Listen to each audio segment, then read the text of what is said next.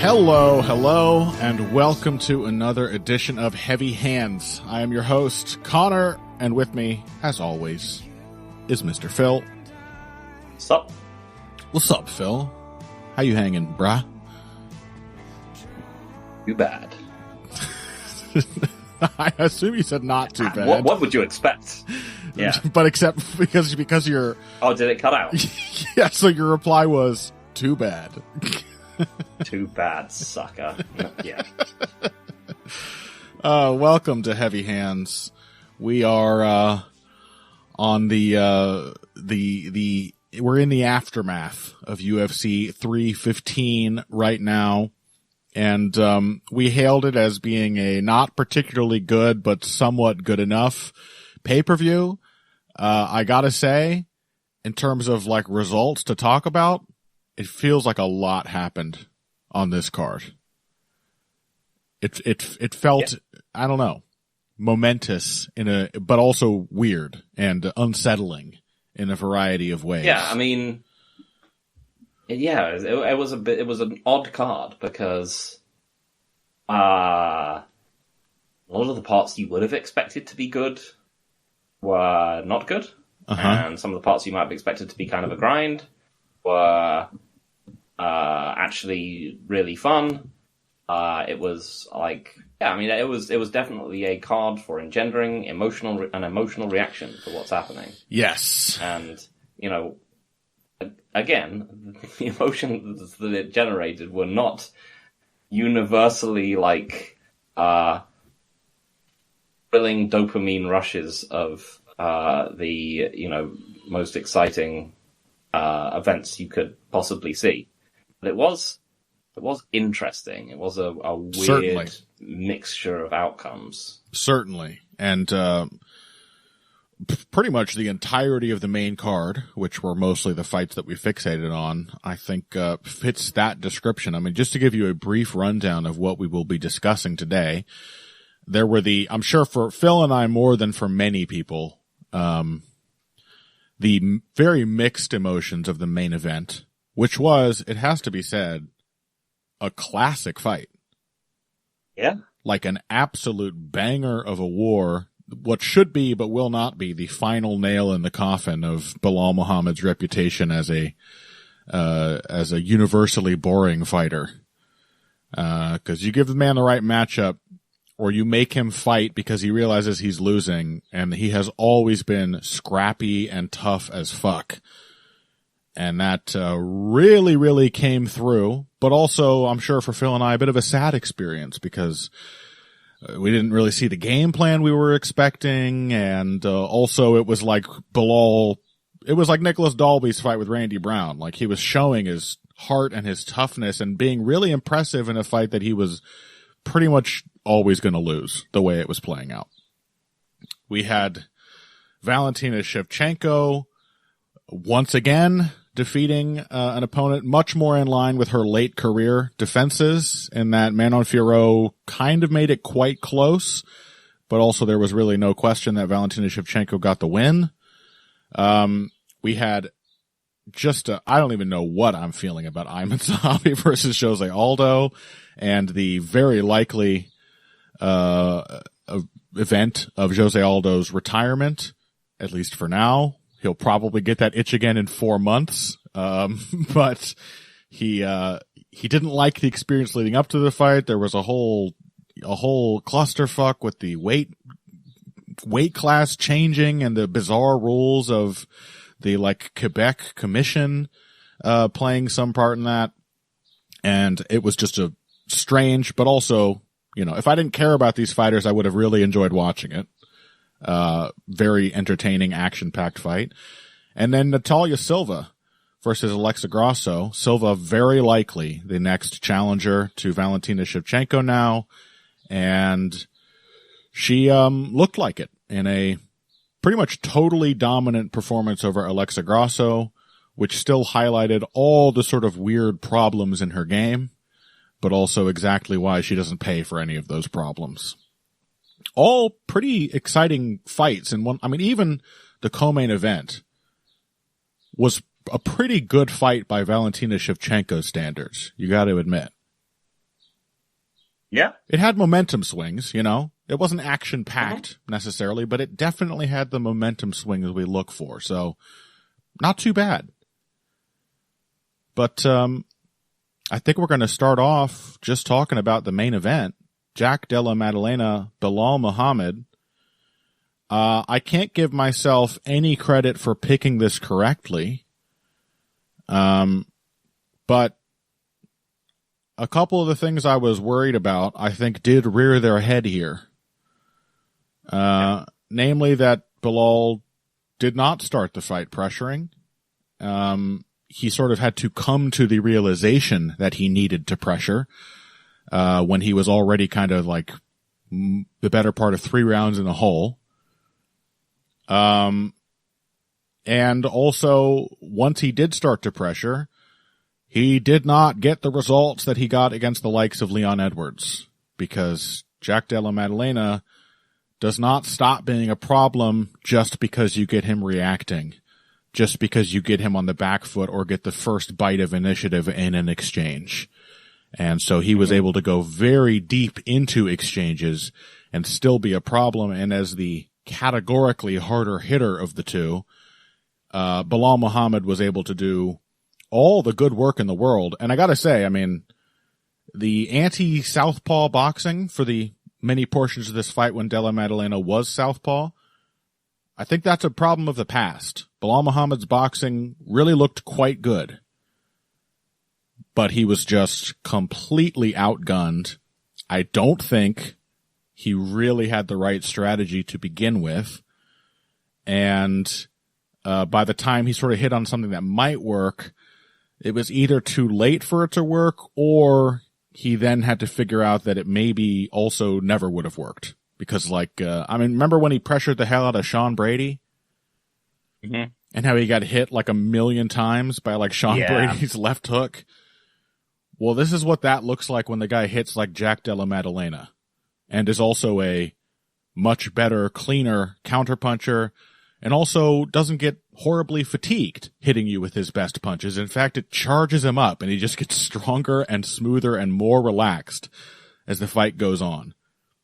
So it was like wrong strategy to start, and then what we supposed might have been the right strategy was kind of perhaps exposed as wishful thinking to begin with, because Belal could not put the kind of pace he needed to on Maddalena without getting thwacked by some really, really nasty boxing.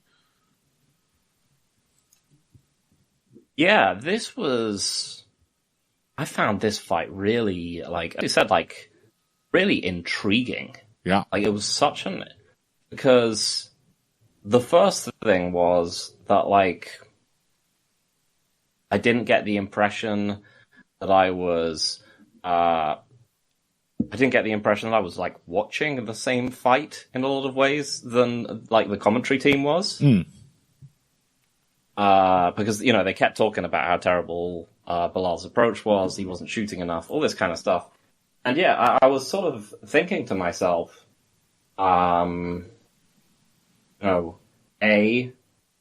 this is, I'm actually thinking that maybe he's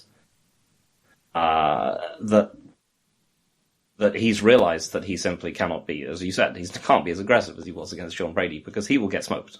Yeah. And that there's and I think that, you know, he was approaching the fight as some champions might, by being like, I can effectively, feel this guy out, get his timing, and then take over late, because I'm going to have the takedowns in the back pocket. I'm going to be able to slowly amp up the pressure, and so on and so forth. And I think there was a lot of risk involved in just going after Maddalena. I think maybe in retrospect, that is in fact the right game plan. You should just throw yourself at him. But again, this is one of those game plans, one of the, like the pure pressure game plan at all costs. Right. Approach is, I think, in some ways it's just an incredibly dangerous gambit, and it's in some ways the approach that you use if you cannot if you are sure you cannot control the opponent in any other way. Yeah, like they are too.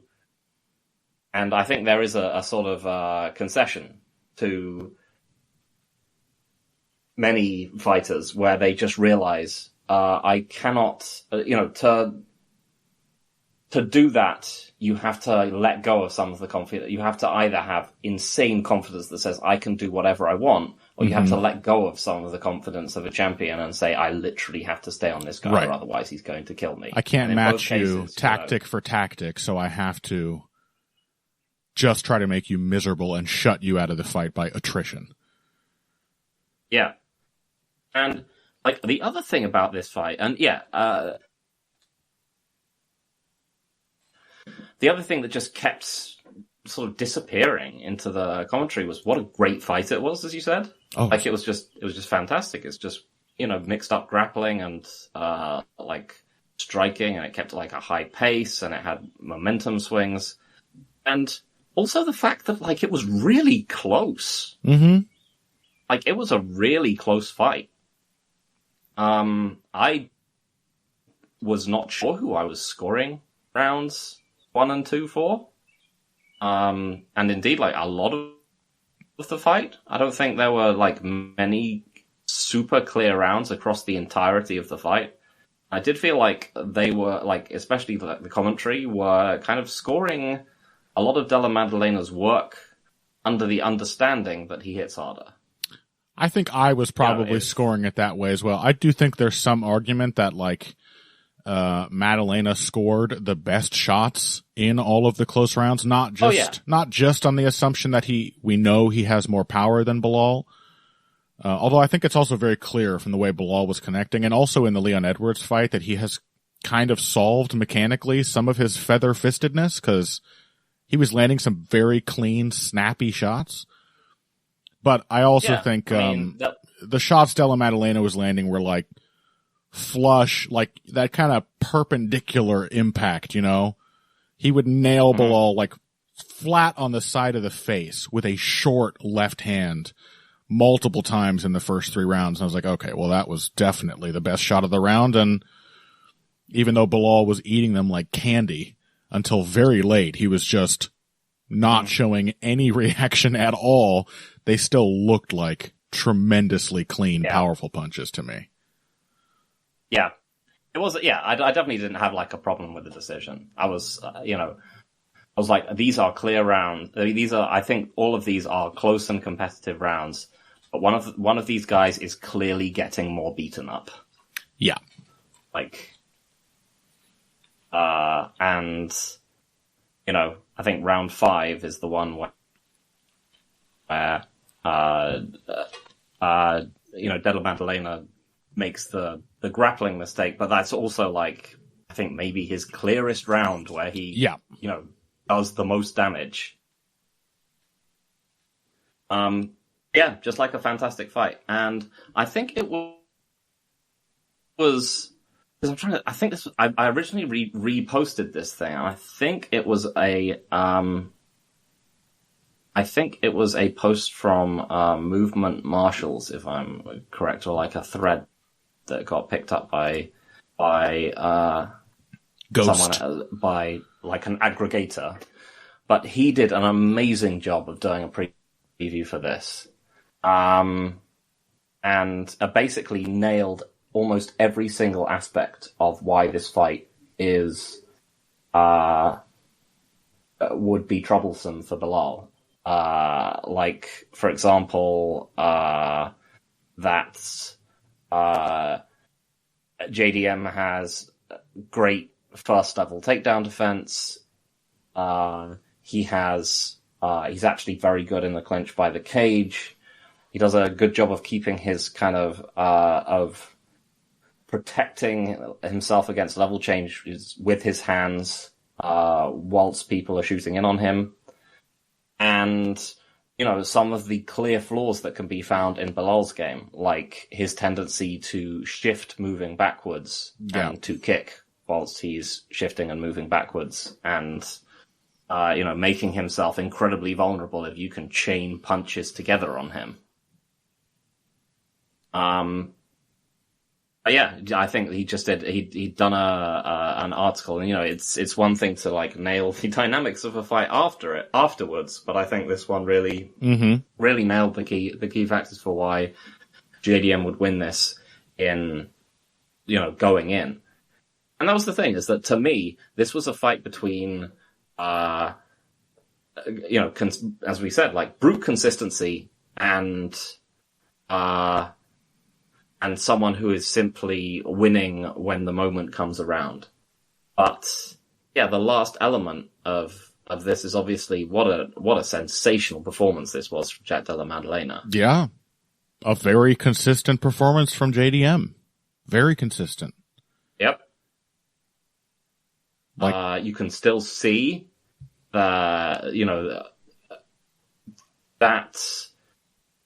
what did he do when he did he try to like hip toss? He did that multiple times, yeah, to like round 5, just to kind of test and break up the body lock. He does that kind of like Nate Diaz. Somebody body locks you from behind, and you just kind of like I don't even know if you can call it a whizzer. You just kind of wrap over one of their arms and try to reap throw them. Yeah. He did it like 3 or 4 times in this fight, actually. And Bilal was ahead of it. He was stopping it, but it did break the flow of his body lock wrestling and usually resulted in JDM at least getting the space he needed to turn back into him or get an underhook or just break the clinch wholesale. Mm-hmm. Yeah, you could see that this, him resorting to that in round 5 was almost fatal. Yep. Because Bilal then just immediately threw him on his head, and he almost didn't get back out of it. So yeah, some of the sort of decision making deeper in grappling exchanges is still there, but yeah, just like a remarkably stable performance on the feet. Yeah, working with the jab, just like fantastic head movement in the pocket. Yep. And yeah, chasing Bilal out of the pocket and delivering a consistent diet of strikes to the body. I thought Bilal was doing a good job of like using the body kick to try and stand JDM up so that he could shoot under. Mm-hmm. But that, it just wasn't enough. Della Maddalena was still just like very diligent about having his hands in the position where he was either going to be jabbing and slipping, or he was going to be like pushing down on the takedown and sprawling. Mm-hmm. So it was, yeah, I thought it wasn't the best performance from Bilal in terms of like game plans, but again, I feel like, as you sort of alluded to, that game plan where it would just be like pure pressure from the beginning, that might actually just be suicide. Yeah. Because the other thing about Della Maddalena that was also revealed was that he can have an incredibly tough fight, and he can have one of the most iron-willed fighters in the sport essentially going after him in round 5, and he can still find he can still stay calm enough to get himself out of bad situations, even if he's the one who kind of puts him in them. And he can still maintain enough calmness to, like, inflict serious damage. Because, yeah, all of those points where, like, that would have been, and yeah, this goes to your points last week, all those points that would have been poison for Leon, where Bilal just has his opponent on the back foot, and then he just starts spamming punches at them, and they get shook, and then he just jumps in on a takedown or whatever, and they feel like just that bit more mentally defeated. Every time that happened, JDM just calmly started punching him in the face really hard. Yeah, I think what this really put a point on is that even if strategically a lot of Della Maddalena's fights leading up to this point have gotten totally out of control, and he's made some very questionable decisions, which, yeah, I think you could argue he did in this fight. With that reap throw thing specifically, I think it was just something that was kind of working the way he wanted it to work and wasn't getting punished until very late. It's just like he has gotten people down with it, but I think in this fight he was just happy for it to be a little rhythm breaking move that gives him the space he needs to get a better position in those clinches. And then it, finally got punished in round 5, but even if he'd lost that round, well, I mean, shit, I don't know, because 2 of the scorecards were 48-47. So maybe that would have lost him the fight if he hadn't come back and then started smashing Bilal with the hardest punches of the entire fight. But I mean, again, I think all of those first 3 rounds were very close. Yeah. I mean, basically one way or another. Basically every round up until the last, I think, was Bilal being 5 or 6 punches ahead on numbers, but JDM having landed at least the one clearest best punch of the round. But it was super competitive the entire time. However you were scoring the rounds, there was no denying that. But what it really put a point on is that even perhaps part of the bad decision making we've seen from JDM, particularly in the grappling, is a result of his confidence and composure. He's maybe not pruning away the bad ideas as well as he should be, but it's because this man is still in a flow, even when you think you've got him completely cornered or you've got him in a bad spot. There was no time that he was in a corner where he felt like he was out of options or started to fret. He just stayed extremely focused. And a lot of that is, I mean, this was a beautiful display of some very technical boxing from JDM. You mentioned the head movement. I loved it because it was I talked about this, I think maybe, I might have even mentioned it last week, but how, Volkanovski's fight with Lopez really reminded me of how much I love that Volkanovski is a rare fighter who really seems to understand that lateral movement and pivots, these are offensive weapons. That you can draw opponents into bad positions. You can use your footwork the same way that fighters would be taught to use their jab, to get the guy to square up, to get him to chase you, whatever. And that's what I felt watching JDM's defense in this fight, because that head movement was an offensively potent weapon in its own right. There were a lot of times when he would slip a punch that didn't come, but because Bilal didn't react to the slip, he just used it like he had thrown a jab and would just fire a lead left hand off of that slip and just nail Bilal. That's a tempo in a certain way of thinking, right?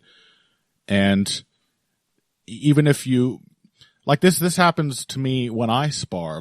I like to catch and jab, catch the jab, fire back a jab. That's one of the first boxing techniques I was ever taught, and it works really well.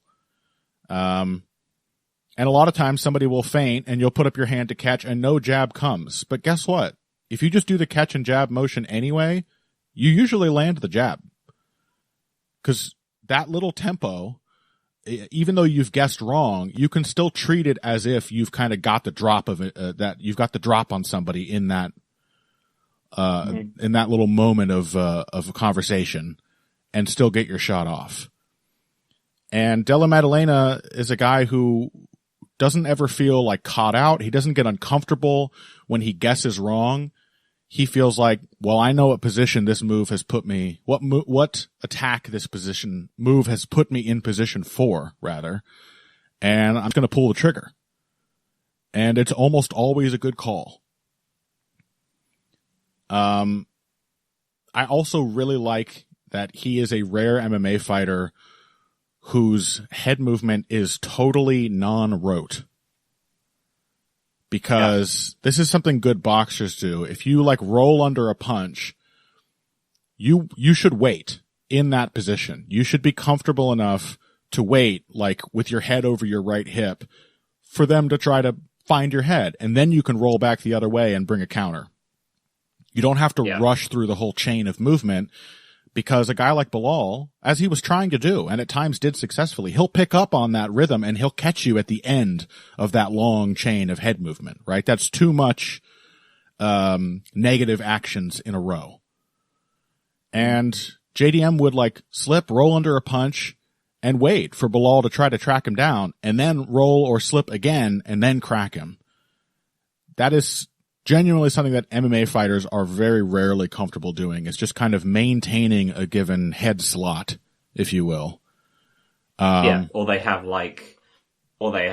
a chain of attacks that they simply go through, on the understanding that this will work against most people. Right. Like, what is Frankie Edgar's particular, sequence that he would do? It's something like, it was like a right hand, and then he would slip, and then he would come up with a left hook. Yeah. And, it was something like that. And it obviously, it basically destroyed Chad Mendes. But there were also, multiple other fights where, Frankie's tendency to robotically slip as part of a pre-programmed sequence just put him directly into 4 of the biggest uppercuts you've ever seen. Right. Or a knee from Jose Aldo, or many fights where that has happened to him. It was like Gray Maynard. It was a Gray Maynard, I think, again. And what's his face? BJJ guy. Ortega. Also Korean Zombie. Korean Zombie uppercutted him just into oblivion as well. Yeah, see? Yeah, 4. So there you go.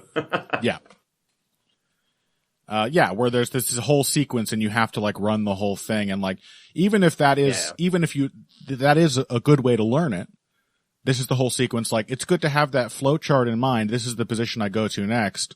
You don't have to rush it. The rhythm is still something that you have to adapt to in the moment.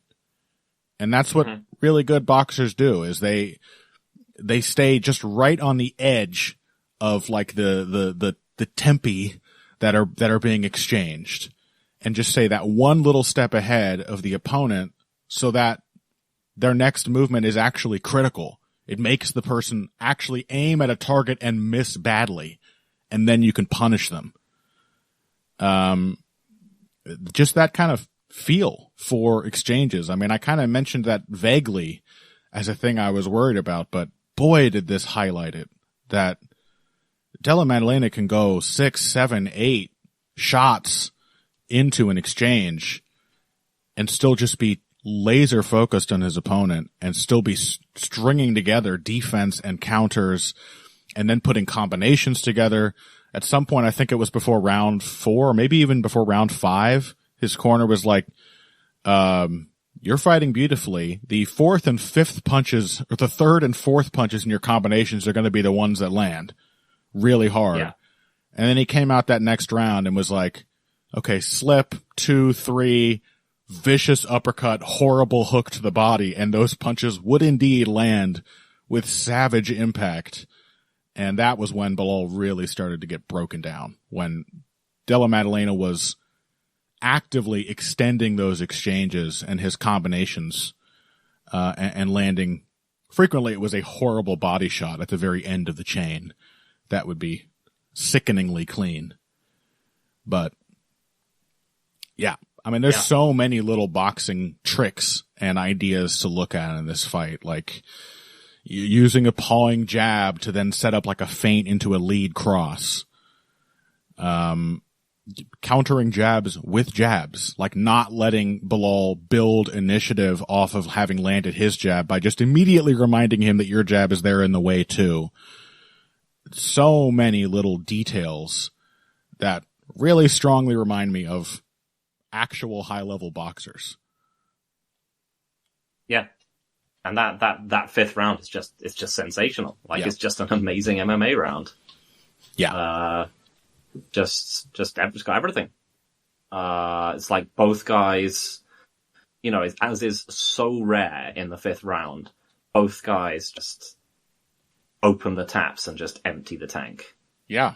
They're just like, I am going to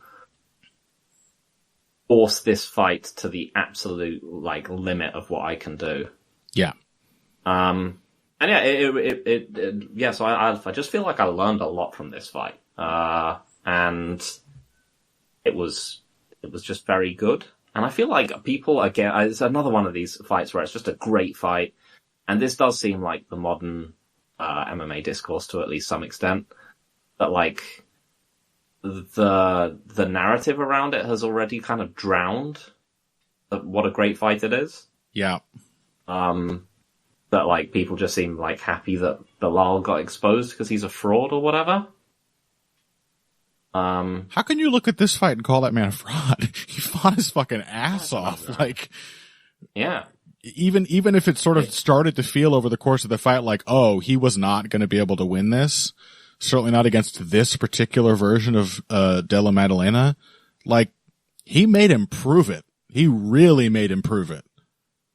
I mean, yeah, he went after him in round 4 and forced him to up the tempo. And I think both guys should get massive credit for that. I mean, this was probably fight of the year for me so far. Even though I thought at the end it was a pretty clear win for JDM, that did not take away from the pressure that he was put under. Like, a big part of the reason it was so impressive was just how thoroughly JDM was able to pass all the tests that Muhammad threw his way. And I think you should be giving Bilal Muhammad some credit for that. You know, like, in the same way, again, that we loved Nicholas Dalby all the more for watching him just kill himself trying to defy death against Randy Brown. Like, this was a much more intelligent version of that. This wasn't even just like Korean Zombie going out on his shield. This was a guy trying to put together a winning approach, even as the fight was going horribly sideways for him. And it was just a war. I don't know how anybody could have any negative feelings about anyone in this fight. No. It was just a remarkable fight. And yeah, and I learned things about, like, JDM. Now we know he's actually not really Robbie Lawler, who would get put into grappling situations and then, like, hated them because he sucks, because they sucked. He actually just, like, thinks he's a really good grappler. Yeah. He would just rather be punching people. Yeah. And I think, you know what? Strategically, I don't necessarily think that this is like amazing for him long term. There's now been so many people at this point where people have been like, this guy's such a good pocket boxer. I'm sure he's going to be a great champion. And I just don't really believe in this archetype as much. I just don't believe in it as a sustainable way of fighting really anymore. I still don't really think that JD would be that guy. Because, again, this was largely a fight on the feet with a chronically underpowered wrestler, and it was still quite close. And yeah, there's just been too many other people like this where they have, like, brief surges of victory and then kind of fade away. You know, Robbie Lawler, Piotr Jan, all this kind of thing. It's just not a sustainable championship style, I think. But it was fucking fantastic. It was awesome. And I actually slightly disagree. Like, not that I can't say, I mean, people know how bad I am at picking fights. Look how I picked this one. I thought Bo Nickel was going to win, Phil. Remember that? You're his biggest fan. Yeah. It's amazing I remembered that, given that you reminded me of it just 40 minutes ago. Again. But, so I'm not saying with any confidence I think JDM is going to be like a long reigning champ or anything. I don't know. But this certainly sold me on on his greatness as a fighter. Oh yeah, I think this was sold me on him as an elite fighter, and that is in large part because I thought Bilal Muhammad tested him so thoroughly in this kind of fight, and I gotta say, strategically, I thought his grappling was much better than it has been in the past. I don't think he made as many crazy decisions, and the main thing is that he knew what the goal was every time Bilal started wrestling him. It was get back to your feet, fight the grips, and get back to space, often while punishing him with a brutal parting shot, like an elbow or a short hook once you get back to a good position. Even in round 5, when that crazy scramble happened, commentary was talking about how, the guy who loses the scramble is the guy who stops scrambling first, who accepts the position. And they started saying that when it appeared to be true. But while they were still on that topic, Della Maddalena was forcing more scrambles. He was testing Bilal Muhammad's top control, and like he was doing some weird thing where he was like inverting and just trying to make the position awkward just to create a moment where he could explode and get back to his feet. I thought even in that round, his instincts for the grappling moments was kind of irreproachable. It was certainly better than it was in past fights where, like that fucking Basil Hafez fight where he was going for the fucking guillotine over and over again. Mm-hmm. He knew this was not where he's going to win the fight. The objective on the ground is always to get back to your feet. And I thought he really did that tremendously well. So I think, if you want to celebrate this incredible performance from JDM, you should also be giving Bilal Muhammad his flowers for making him prove it to that degree. It takes two to tango, and this was a hell of a tango. I really do I can't think of another fight that was just this much of a classic war this year so far. This was fight of the year for me, almost without question. Yeah. I'm sure people in the comments will remind me of some great fights I've forgotten, but fuck was this good. Just 5 rounds of absolute battle. I loved it. Yeah. And it was, it was a real MMA fight as well. This was scrambles and takedowns and kicks. Yep. It wasn't just, a lot of the great fights that people tend to laud, they're just striking. Right. A lot of the time they're just boxing. Right. But yeah, this was just a fantastic MMA fight, and 100%. Yeah, genuine pleasure to watch, and also, yeah, just like really interesting one as well. Just learned a ton from it. Yeah, and I'm fully on the Jack Della Maddalena train. I got to be honest. I thought, damn, I was already excited by his fights, but fuck, I want to see this guy fight again because that was comprehensively brilliant. Okay.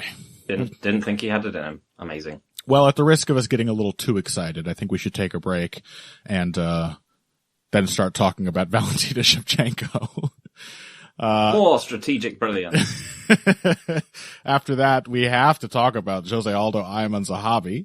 And we may even just fold our discussion of Natalia Silva, Alexa Grasso into the Shevchenko chat. I don't know. We'll see what happens, but surely we're going to talk about all 3 of those remaining fights after this. Hey everybody, thanks for listening to this week's Heavy Hands. If you like what you hear, please consider pledging to support the podcast on Patreon. Patreon is basically continuous crowdfunding. You sign up to contribute a certain amount per month to help us with production costs and the like, and in return you get rewards ranging from a mention on the Heavy Hands website to a question or topic of your choice being discussed on the show. We have a lot more in the works to reward you for your help, and we appreciate every contribution. No amount is too small. Just head over to patreon.com and find how you can help out, the only show dedicated to the finer points of face punching. Now let's get back to it. We are back, and that means it's time to talk about it. The event that children around the world are already referring to simply as it. A horrible, traumatic event from so many young people's childhoods that will be remembered decades to come, much as the Great Depression was remembered by our parents and grandparents here in America. That's right. Valentina Shevchenko's 58th defense of the women's flyweight title. This time against Manon Fiorot. Look, like I said at the top, this was pretty quality as far as Valentina Shevchenko fights go. It was also pretty bad as far as, good fights. As far as normal fights go, it was not a great fight. Yeah. I would put it a little above the likes of Woodley Thompson in terms of just pure exchange of momentum between the fighters. It had more back and forth. But I would also put it well below anything that I would call an actually good fight. So, little give and take.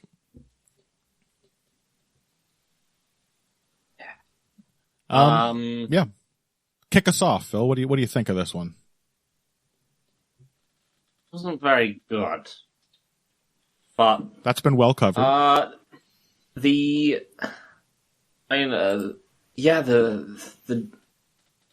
don't think Manon Fiorot fought a very good fight.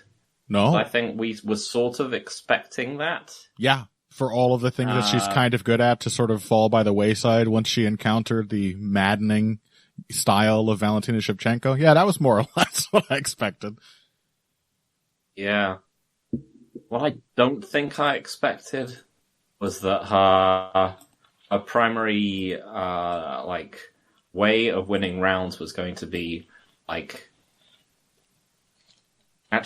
surprisingly effective wall and stall. Truly, she is Holly Holm's seemed to successor. Be the commentary team seemed to be buying that she was doing better than she was. Yeah. And just slowing the fight down to a crawl. And, we really should have seen this coming with all the Holly Holm stuff. We were like, what is the real element of Holly Holm's game that she hasn't that she's not yet utilizing in her fights? And it is pushing people up against the fence and doing absolutely fuck all. She embraced it. Yep.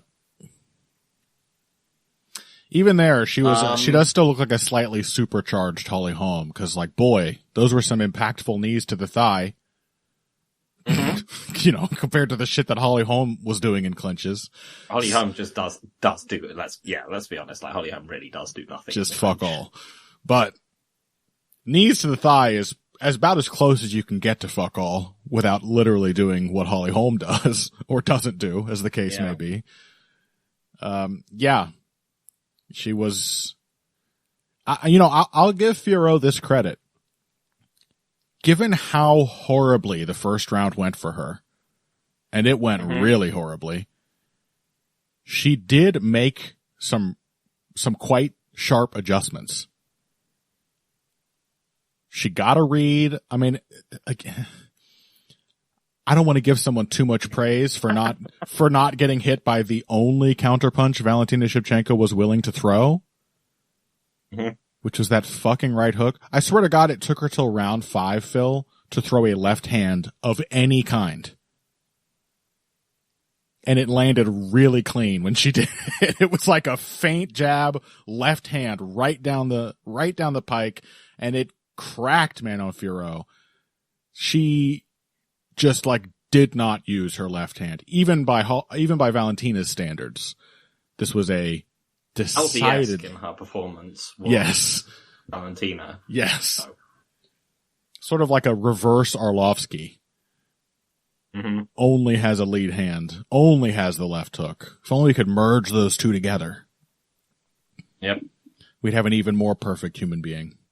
But Fiorot did stop getting clobbered by that right hook every time it was thrown. She did start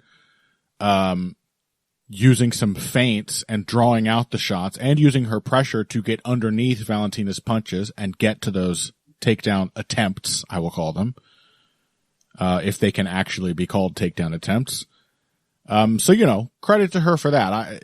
You might not have expected this to end up being a reasonably competitive fight given how the first round looked, because she was getting beaten up just as badly as all of the complete no-hopers that Valentina was actually kind of finishing in the earlier stage of her title run. Yep. But that's about as far as the adjustment went. And because she was mainly, and also I think she was trying to hold a longer range, and trying to just disarm the right hook, which was, as you said, the only thing that Val was really doing. But the problem is that like after she was disarming the right hook, she didn't really seem to have anything that she wanted to do. Yeah, she went to an all the way in or all the way out approach, and when she was all the way out, she was getting next to nothing done, and when she was all the way in, she was holding Valentina against the cage. Yeah. So it was like, she'd draw out the right hand and then drive in under and past it so that she could no longer get counter hooked, and then she would just be in the clinch, and that was it. She did manage to time a few counter jabs and so on, and occasionally, like, fainted and went with the high kick. But she just, like, what was the plan here? Was it just to mostly replicate home GDR? That's what this kind of looked like, except if GDR only had one arm. I would be willing to say that Manon Fiorot she does not strike me as a fighter who tends to do a lot of opponent-specific game planning. No. Since she kind of she's had the same fight, more or less, against everyone she's fought up to this point, and then she tried to have that same fight and had to course correct when it went disastrously wrong. So, I don't know if there was a plan.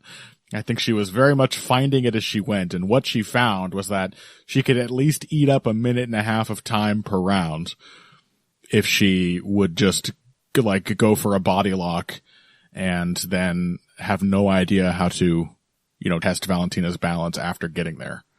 The thing is like, there were opportunities for her to do much more with what she had. Like, she did start ratcheting up the pressure, and Valentina was getting nervous, visibly nervous from the fact that the pressure was coming on and the right hook wasn't just landing for free every time that like limit of range was broached. And there were a couple times, Manon Fiorot, she should take pride in this, she got Valentina to do the Alexander Gustafsson turn and run.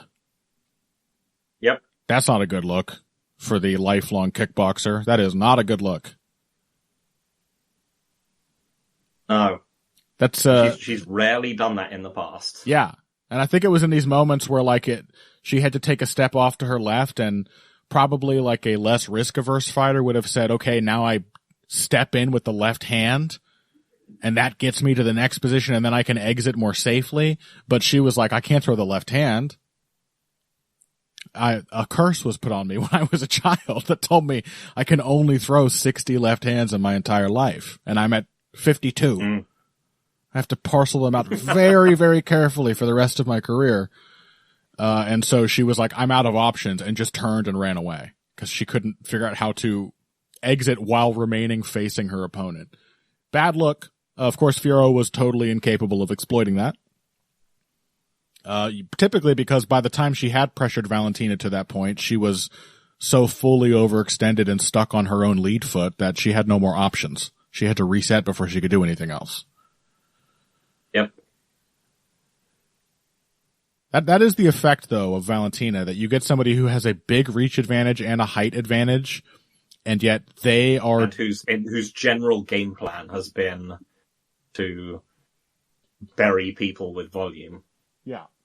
But this larger fighter can chase you into making a very defensively unsound move, let's say. But in doing so, she will have overextended and reached so much to get to you. Like, that's normally what happens to the short fighter. Yep. Where they don't take those little gathering steps to get into the right range before uncorking the shot, so they end up reaching, and then they can't follow you when you exit. Valentina, still, I suppose, a testament to her relentless distance management, that even when she was making bad moves, it was in a moment when the opponent was not in a position to do anything about it. No, I've just seen one of them on the replays because, yes, as Val goes trotting away around the cage, Fiorot is simply running into it and bouncing off. Yeah. So, yeah, she's not in a position to capitalize. Yeah, she's like totally leaned over, like standing on one leg essentially, with all of her weight forward. You can't keep advancing in that position. So yeah, that's kind of it. Yeah, I mean, Fiorot proved that she could get clinch offense off in advantageous positions, like in open space. If she got the clinch, she was actually able to land knees. Similarly, when Valentina was standing up at the end of round 2. But yeah, most of the stuff by the cage was just dreadful one and stall. And yeah, to Valentina's credit, she did all the damage in the fight. Yep. She, it still felt like a fight she very easily could have lost if she hadn't kind of gotten a little lucky. Like round 4, that was looking like a round that a lot of judges might not give to her. Right up until she dropped Fiorot, and mostly on balance because Fiorot went for one of her goofy side kicks and then got her leg tangled up as she got hit with, could you imagine, 2 right hooks in a row? No right hook, left hand. That's not allowed. Let's just keep throwing the right hook. Well,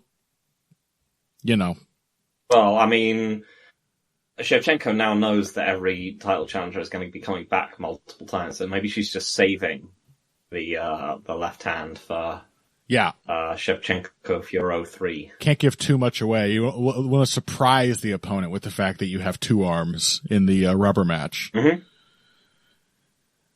So, I did see her just throw a left hand. Yeah. It was a spinning back fist.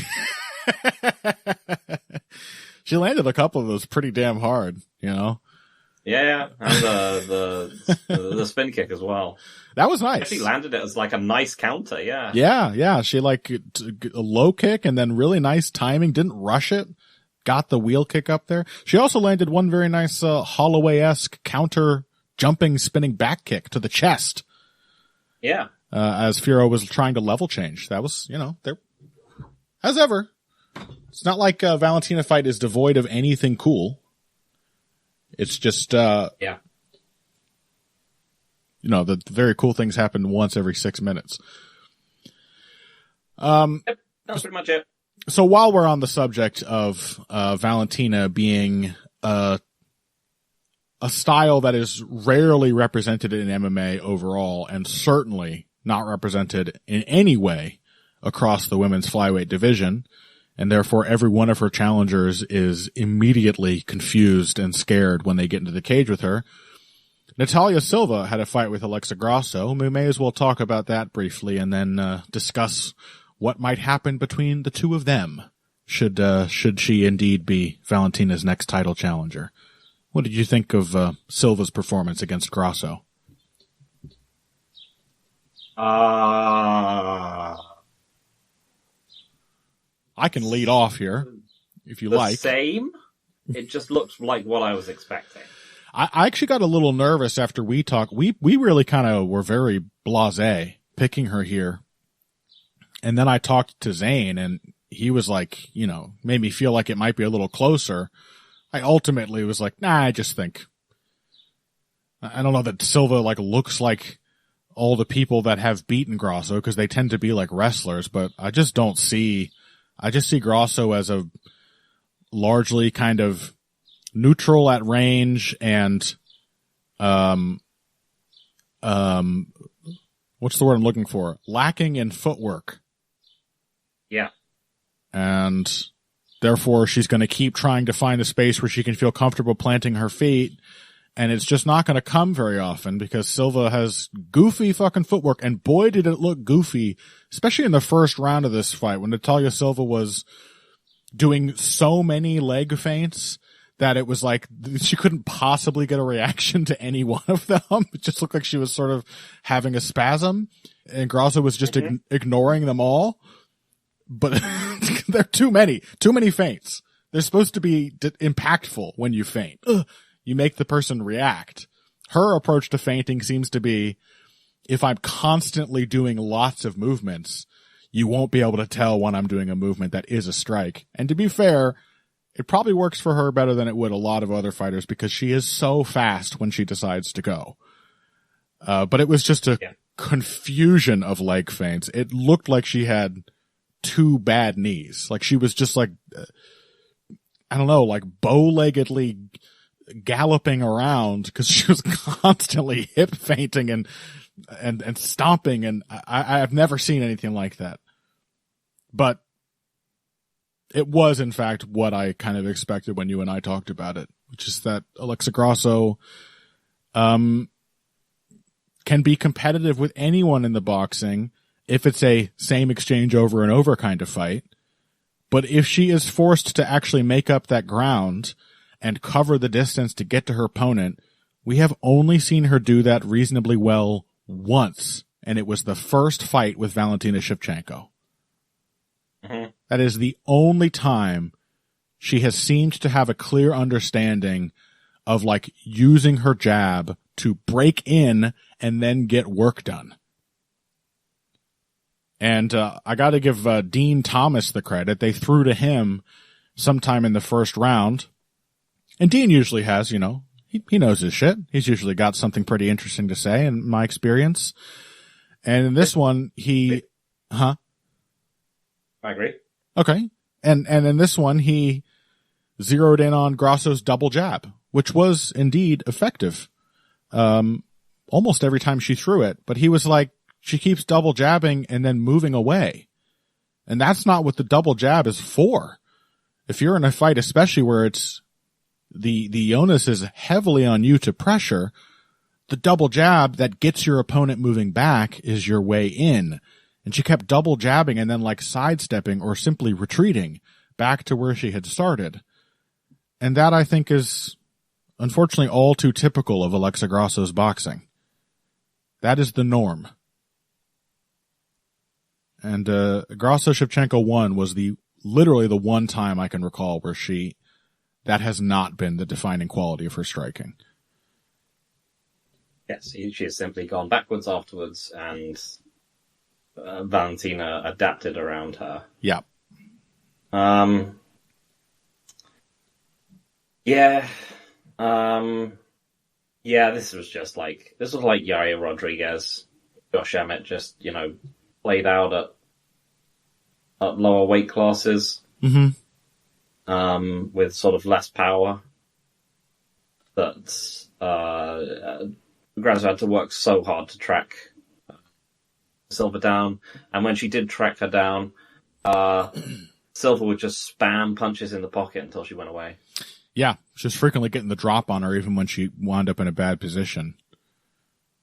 I would like to say that Natalia Silva's counterpunching should get punished very, very soon, because she was getting away with so much, not just leaning back, but picking her chin up as she was leaning back, and throwing that same counter left hook again and again. But, you know, her read on Grasso's distance was pretty flawless, actually, when she was pulling those moves. And to her credit, she has definitely become a fighter who is thinking of the counter much more actively when she's making defensive moves. She was keeping her eyes on Grasso's head coming in at all times and was frequently able to like pull back and then slip in the shot and then move away from the follow-up. Like she was finding those gaps in the rhythm of Grasso's combinations pretty regularly. So offensively minded, but I'd love to say that there's a boxer in this division who could force her into those weird positions and punish her for it, but I don't actually think there really is. There isn't, yes. Even Shevchenko, like that's not going to be the part of Silva's game that gets exposed by her, because that would require closing the distance. Yeah. I think who else Who else would there be in this weight class? Fiorot possibly could be a tough matchup for her. Possibly Rose could be a tough matchup for her in that specific way. Yeah, Rose definitely would be, I think, but Rose does not look... Rose looks like she's on the way out at the moment, I Definitely, think. yeah. She's not suited to this weight class. Rose at her best. And I think she's also starting to decline. Yeah, I agree. Rose at her best I would definitely expect to maybe not win, but to, hit Silva with a feint and head kick her, or find her with a long lead right or something as she's leaning back and expose that defensive flaw. But I don't think anybody else really will. Maybe Fiorot just by powering through, but I also think Fiorot would probably experience a lot of what she experienced against Shevchenko, because those quick little counter hooks would definitely be stinging her in the middle of her sort of rote mechanical combinations and causing her to change her mind about pressing the attack any further. Yeah. Yeah, I'm trying to think. There just aren't that many people who I think could do it. Maybe Nina Ansarovne Nunes, if back in the day, might have had the style for it. But just being able to punish retreats and be a good boxer. These are not things which are common in these weight classes. No. So any thoughts on Natalia Silva? Obviously, when it comes, we will be giving an actual breakdown, but any brief thoughts on her fighting Shevchenko down the road?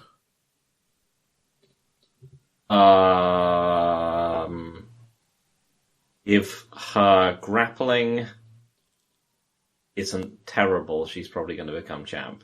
Her defensive wrestling looked pretty good. Not that Grasso's an amazing offensive wrestler, but I actually think Silva's reactions in those moments, like she was chasing the underhooks really hard, and she actually looked Grasso looked quite a bit bigger than her, but she looked more than strong enough to compete with her physically in those few tie-ups. So I've seen some okay signs, I think. Yeah. And then she looks durable. She's incredibly fast. And I think she can just outpace Shevchenko, even if she's confident enough to outpace Shevchenko, even if she's getting punished for it. Yeah. And doesn't get tired I think either. She'll be able she'll just be able to land her own shots. So unless, she might have good first layer grappling instincts, but maybe she's just not ready for 8-down setups and just disintegrates on the floor. I don't know. Yeah. She just can't get up once she's down. But as it stands, she's, again, we're talking like a Yair Rodriguez-esque physical freak. Mm-hmm. And Shevchenko is getting old. And I think she's just going to be Silva's going to be in her prime by the time she gets to her. I think we're looking at a new champion. I think she's still a mess. Yeah. I just don't see who in this division is going to counter her. Yep. Just incredibly physically overwhelming. Yeah, I kind of agree. She looks, if I had to project a possible dynamic at this point, I would say she looks like somebody who could probably win a marginally better, as in more entertaining version of the sort of Shevchenko-Nunes 2 style matchup. Mm-hmm. And possibly, hey, she also showed a little willingness to pressure. And as she got really comfortable, she was actually slinging in some pretty good aggressive combinations, late in this fight too. So maybe she could even actually put some pressure on Shevchenko if she continues to improve. Not that these were great technical improvements, but she looks like she's getting more and more comfortable. Like I said with JDM, like sort of staying on the cutting edge of the exchanges and continuing to look for opportunities, further into those exchanges. Maybe she could even find some pressure on Shevchenko, which Nunes was certainly not capable of. Yeah. Yeah. Yeah, I think it's just like it's a confidence and physicality thing. Fighters like this. She is amazingly confident.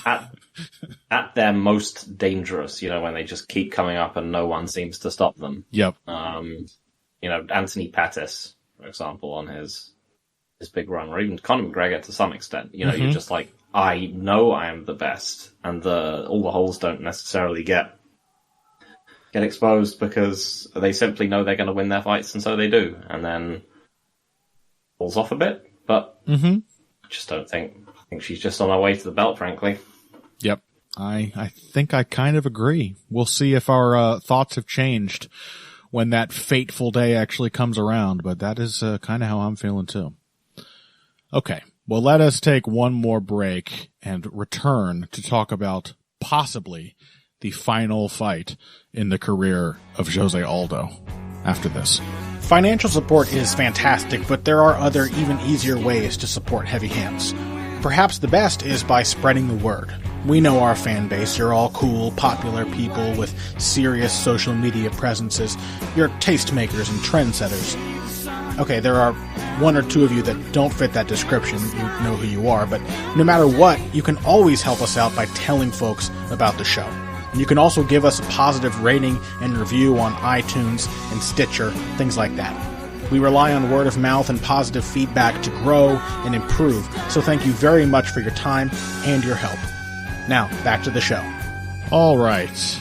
It is time to talk about truly the end of an era, unless, of course, as I more than half expect. Sorry, by the way, if you're getting a massive blast of bass from outside my house. Let me shut that window, see if that makes any difference.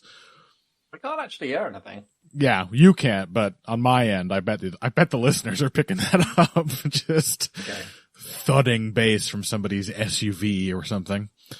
Jose Aldo will probably fight again, whether it's in the UFC or he did some boxing match or whatever. But he did say that How many times has he retired now? Yeah, good question. Exactly, right. Like not even just going off of what we know of MMA fighters and fighters in general, but Jose Aldo specifically is not a man, I think, who feels he knows how to do much else or has a passion for much else. And he was talking about the passion kind of being gone, but how long until it returns and he puts himself through another camp, we don't know. One way or the other, he lost to Ayman Zahabi.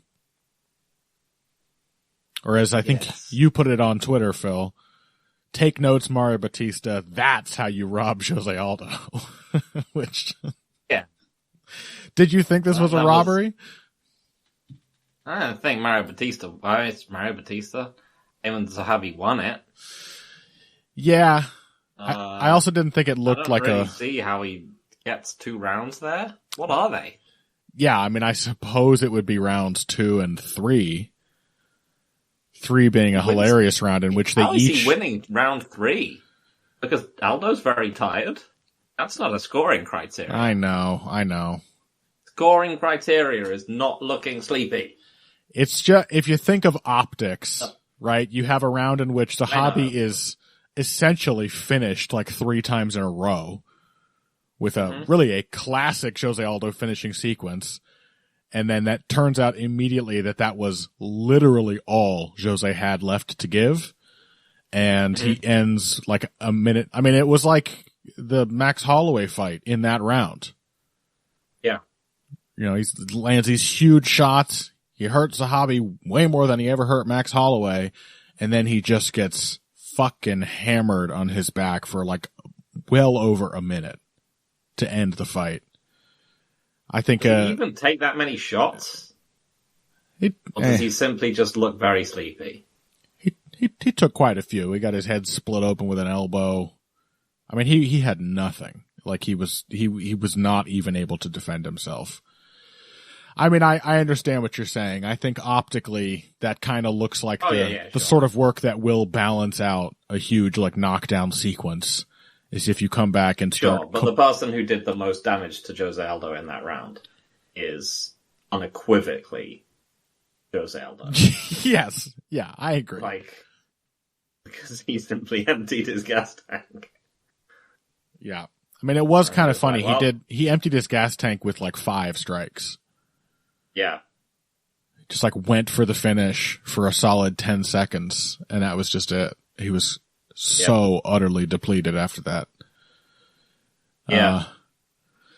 Yeah, this was the fight that I think we want, that like people would have like theoretically wanted from Mario Batista.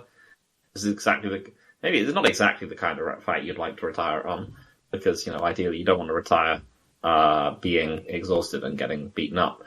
But if you're coming into the fight trying to live up to your promise of being like high volume like violence guy, at least do it. At least do it. And at least Zahabi like went out there and genuinely tried to fight Jose Aldo for 3 rounds and almost got killed for it and then still came back.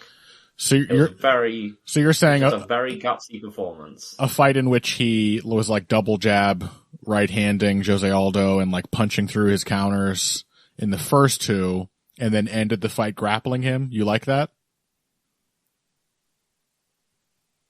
And let's be honest. I mean, Phil. Like what Mario Batista, who I'm pretty sure has been cut by this point, was doing in his fight against Jose, which was 100% just wall and stall and nothing else. Yeah, he also didn't get finished in the 3rd round and then miraculously come back as a revenant from the grave. I don't know. I understand your frustration with Batista, but this was kind of similar, wasn't it? No, this was good. And that was bad. This is the difference. I think you're forgetting that bad fight that Mario Batista didn't deserve to win. This that was a fight good was fight that Damon Zahabi didn't deserve to win. That fight was very good for 2 rounds. You've somehow projected the round 3 wall install into the entire fight preceding it. It was not what happened. It was very exciting before then. Yes, it was. It wasn't. He was exciting for 1 round at most, and then he realized that he sucks. Once again, with this fight, I will say that we were right. This is actually an unusual circumstance where twice on one card we were fully right in at least a feeling on this show, and then Zane Simon was dead wrong in making me feel otherwise. Because what an idiot. I mean, even you were pretty confident that Zahabi sucked, and I just had a bad feeling. Oh, but I have to say this, Connor. The bad feeling is before every single Jose Aldo fight, and we always have this conversation. It's true. But in particular, it's absolutely 100% true that every single time. I know. I don't know. Is he going to beat Jeremy Stevens? Like, yes. I know. But as I said, the peculiar nature of this bad feeling was that I felt like I didn't really get why Zahabi was having so much success. I could watch the fights and be like, yeah, no question he won that. It doesn't look that good to me. So like, that was the feeling. What am I missing?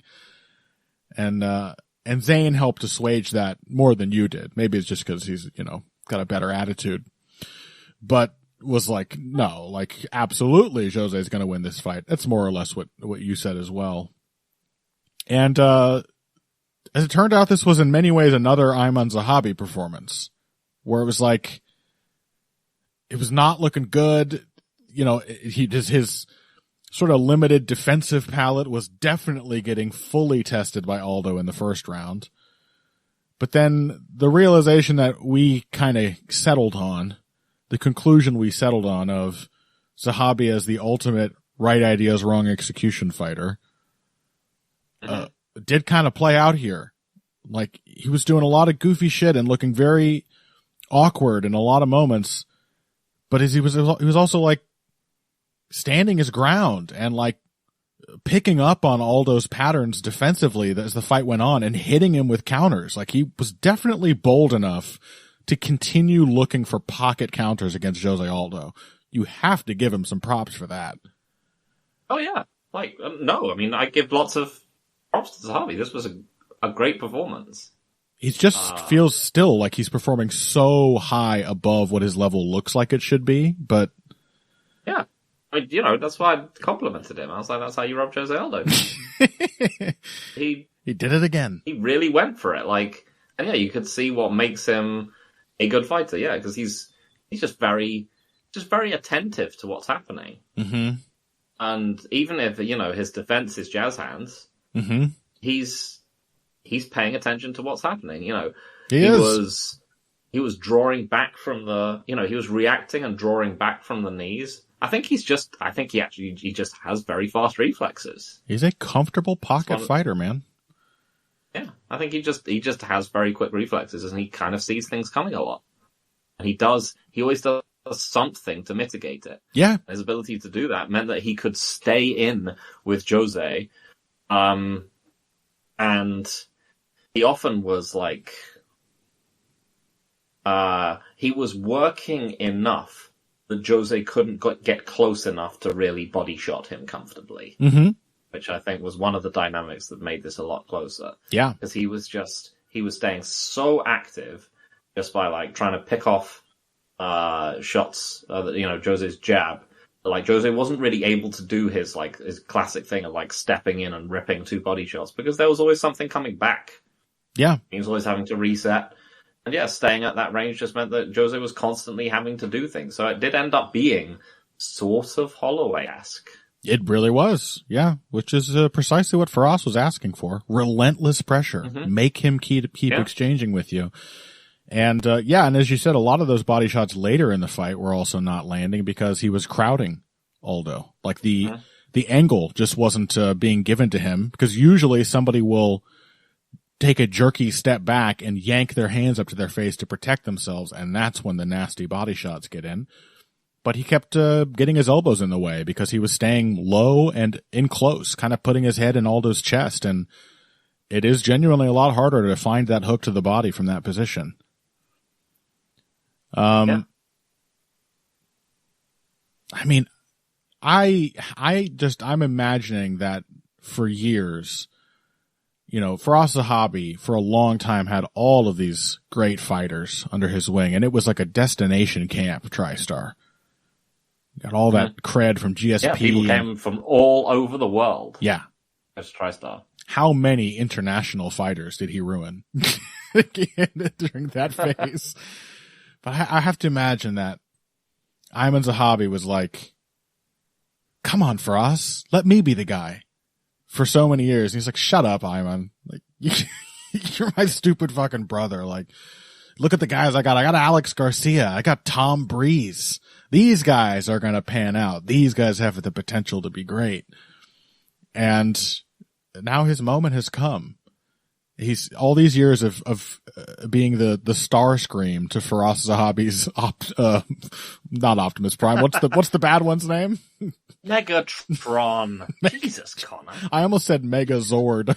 That's a different property. It's a completely different thing for children. All these years being the star scream, the corrupt vizier at Firas Zahabi's side, and now at 37 years old, his last 3 fights are wins over Javid Basharat, Pedro Munoz, and Jose Aldo.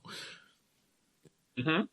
And maybe those names don't mean what they would have meant, back when Ayman Zahabi was a bad fighter. But I gotta say, he's not, even though many of them are old or are maybe well tailored to his style in ways I didn't see ahead of time, he's doing pretty good against them. Like, yeah, this wasn't a convincing win necessarily, but also he has one of the most TriStar styles I've ever seen in my life. Yeah. Like, it literally is, you look at his elements and you're, the parts of his game, and you're like, what is TriStar about this? It's that he uses the high frame occasionally to pick off shots. Firas was audibly cheering from the corner whenever he did that. Did you notice that? I thought that was funny. He did that little elbow guard, and he was like, yes! That's the TriStar thing. See? Other than that, the pace that he fights, the distance that he fights, he doesn't fight like a TriStar fighter, man. It seems like he's also been it's the 2 brothers arguing over the direction of their father's gym kind of thing. Yeah. Why don't we try throwing more punches instead of less? Shut up, Ayman. Dad didn't trust you, and I don't trust you either. Yeah. Iman should open a competing gym across the street called Quad Star and just start like cranking out champions just to shove it in Feroz's face. Yep. Yeah, it'd be amazing. Just a weird fight. Like the feelings this fight inspired for me as a lifelong, practically Jose Aldo fan. You know, we haven't even mentioned the fuckery that led into it with Aldo, like, not even coming close to making weight. And then evidently there's some bizarre rule with, like, the Quebecois, commission where, like, people were posting other things from the Quebec, athletic commission rules. Did you see any of these? Oh, yeah. I mean, I saw some of it. Like, also the fact that they've got like rules that require that their headliners be like paid a certain amount, which means that people like Rory McDonald just got insanely ripped off when the UFC went there because the UFC picks and chooses. Well, it turns out that when it comes to them being required to pay more money to somebody, they're perfectly willing to flout the rules. But when it's an issue of the fight we have on this thin pay-per-view card no longer being on the card, you're like, well, the rules say, yes, we gotta have this at featherweight. So yeah, there was another thing though where it was like, there's a rule about groin shots, which lumps together shots to the groin and to the knee as being more or less the same thing.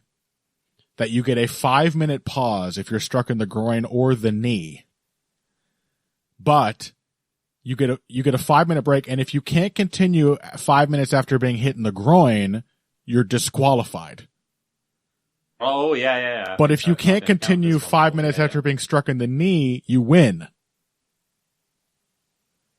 Ooh. So something strange is going on. The French Canadians, as in everything, have their own little idea of what MMA should be, and it's stupid. It's very stupid. But yeah, I mean, that was another aspect of this fight, was that Aldo like completely blew the weight limit, and then Iman Zahabi, was compelled to accept a fight up a full weight class, having basically already made weight. So just a lot of strange circumstances, surrounding this fight and happening within the fight. Yeah. So, yeah, apparently the Quebecois sport regulation is run by the same government organization that runs that covers alcohol and gambling, and it's folded in with tight medical requirements, French language requirements, relatively recent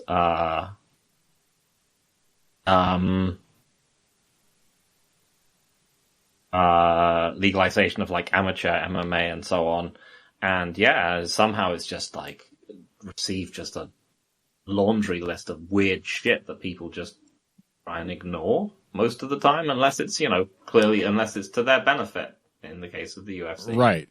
Because, yeah, again, they have ignored some of these regulations that we only just found out about because of this fight in the past. So,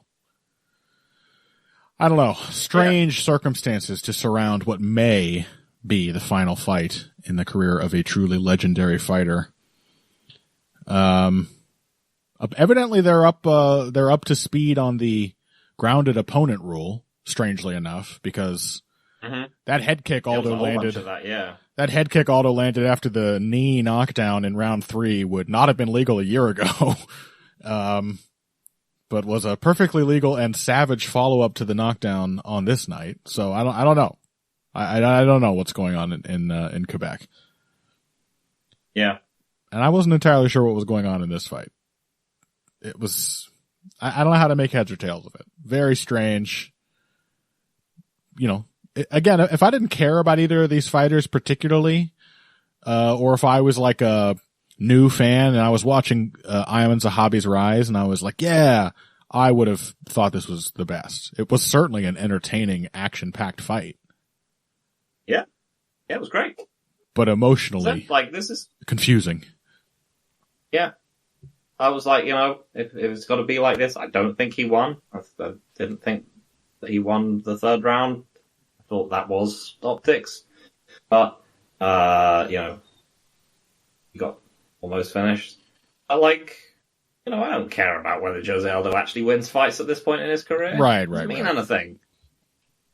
It's just like, oh yeah, he looked cool, and then at the end, right at the end, as he said, he tried to go for a finishing sequence, and now afterwards he was just like, I am so knackered. Yeah. I am, like, Kimbo Slice, rest in peace, I am Kimbo Slice knackered. I am absolutely pooped. Drained. I'm going to do some Jose Aldo stuff where I'm going to, this was like a great encapsulation of lots of like Jose Aldo things you could see, like him being awesome, good body shots, he threw low kicks, and then it was a fight where he was probably winning it, and then he got tired and he just decided to spend it like lying on his back, letting the other guy beat him up. And he's done all of these things throughout his career. It's true. He's been amazing. We got to see so much of it in this fight, and yeah, sure, Ayman Zahabi's much worse than many of the people who have forced these kind of situations out of Jose Aldo, but again, he's really old now.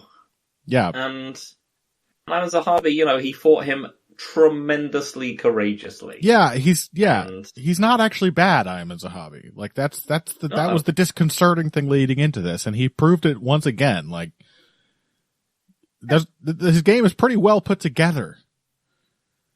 Yeah. So I'm officially like an Ayman Zahabi fan now.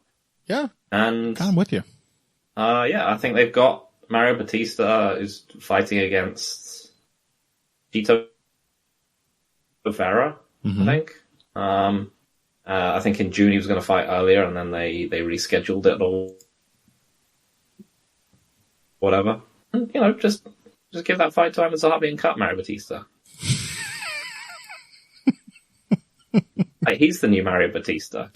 He's the Mario Batista now. Somalian pirate pointing at himself. He came in as being the volume guy who was going to like do an Ersatz Max Holloway thing with Jose Aldo, and he goddamn stuck to it. Yeah, despite dying 3 deaths in the blink of an eye, he still stuck to it, didn't he? Yeah. Except for the part where he got the takedown, and by your own admission, didn't really land as much as the commentary. I mean, they still were pretty hard elbows. I mean, he didn't deserve to win. Yeah. But he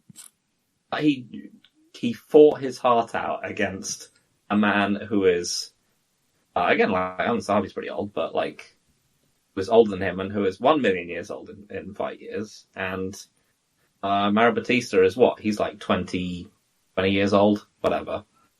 Should be at the he's like 29 or 30 or something, prime. Surely. Should be in his physical prime. Yeah. And his prime of confidence. And he fought Jose Aldo like a giant loser chicken. And I think he should lose his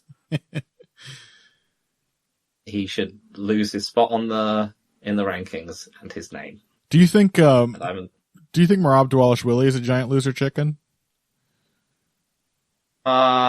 No, but that's just how he fights. Is it? That's what people love about Merab. Is it the fight? Also, Merab did win that fight quite cleanly. That's what people love about Merab. Is it the wall install?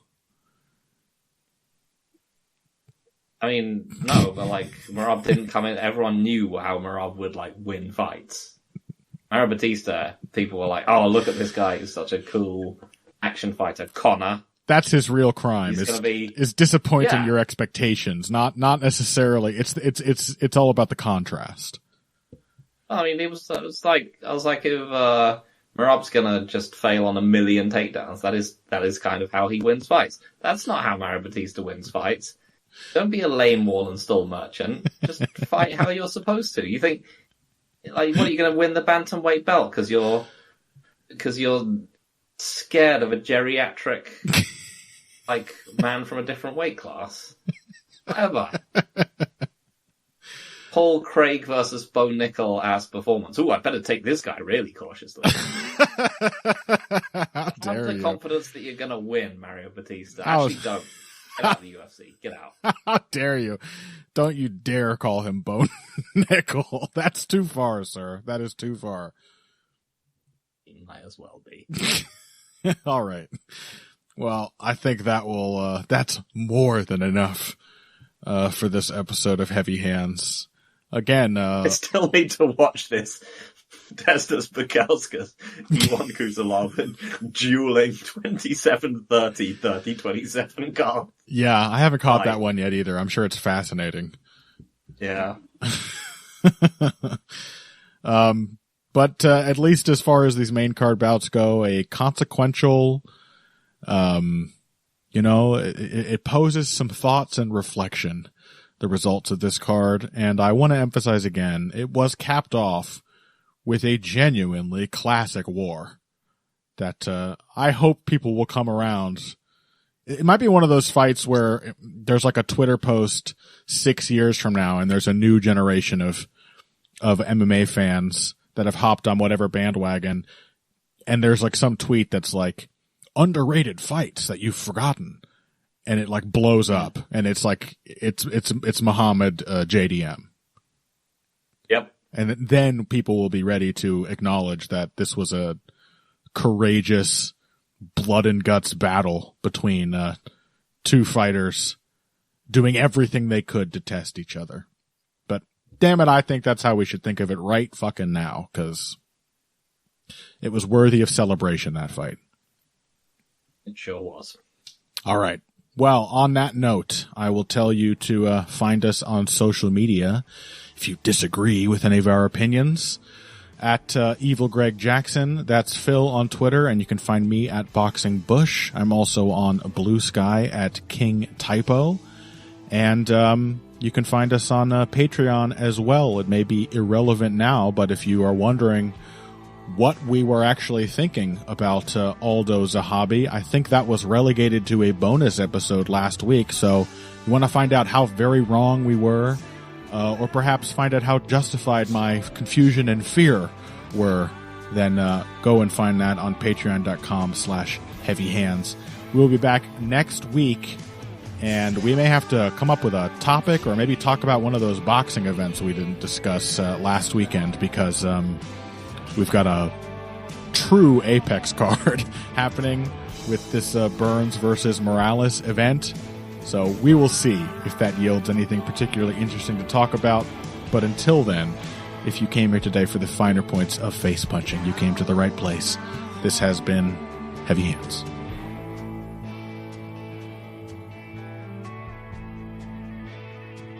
All right. Well, I've got a new bit. Just finding ways to shit talk Mario Batista. Yeah, a new person to have somewhat irrational hatred for. No. You're the only person who doesn't, in the world, who doesn't actually hate Mario Batista. You do realize this. What do I care? Mm-hmm. Just proves that I'm right. Oh god, that's going to make you love him all the more, isn't it? We're the only two people who like Bilal Muhammad, Phil. Are we wrong? That's true.